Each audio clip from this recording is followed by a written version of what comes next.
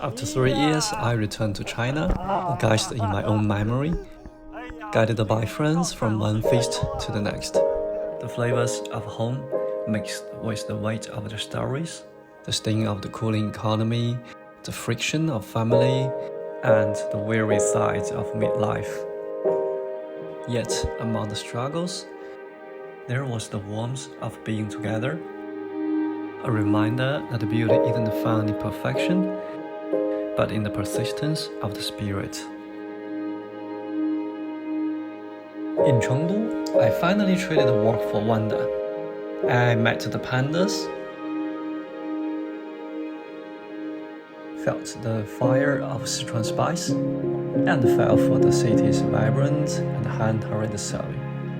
In Sanxingdui Museum, I saw wisdom from 4,000 years ago. Art stand frozen in bronze. It was more than history but a sublime artwork.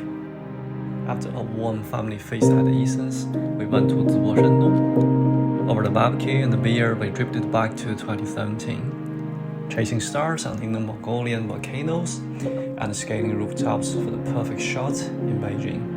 That night, I spoke of heartaches I'd never shared with anyone.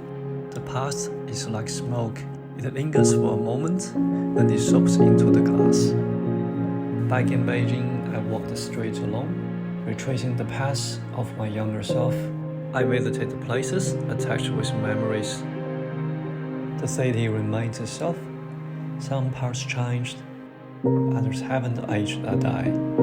Beijing belongs to everyone who passes through, yet it has long ceased to be anyone's true hometown. Before leaving, I returned to Lao Wu's home for his mother's dumpling one last time. The same taste, the same tears as 3 years ago, but a different heart.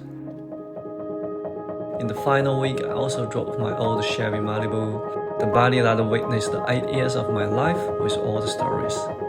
I gripped the wheel, searching for the old piece of Beijing ring road, but I found only strange distance.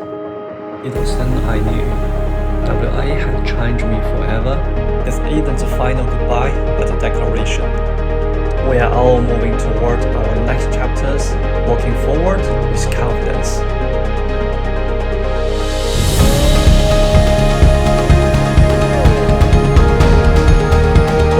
Was a year of rewriting my own boundaries. In the vastness of WA, I unlocked the new landscapes and met creatures. My record of outdoor walking temperature hit 80 degrees Celsius. At the world's second largest meteorite crater, I endured 51.8 degrees Celsius in the bone-dry air. 1 day later, I was suffocating in 90% humidity with 47 degrees Celsius. 11 days, I drove 7,300 kilometers, the record of the longest solo journey of my life. I finally caught my first red sprite and heard the storm. I stood at the world's oldest known impact crater, 3.47 billion years of history beneath my feet. Here, time isn't measured in hours, but in the slow pulse of the planet, through wind, the rain, and the hail, through earthquakes, oceans, and the shifting of the crust. The world has reshaped itself for eons.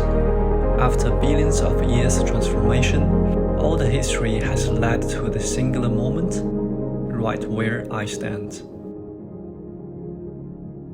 Now please sit tight and take deep breaths. Enjoy my story of the year 2025.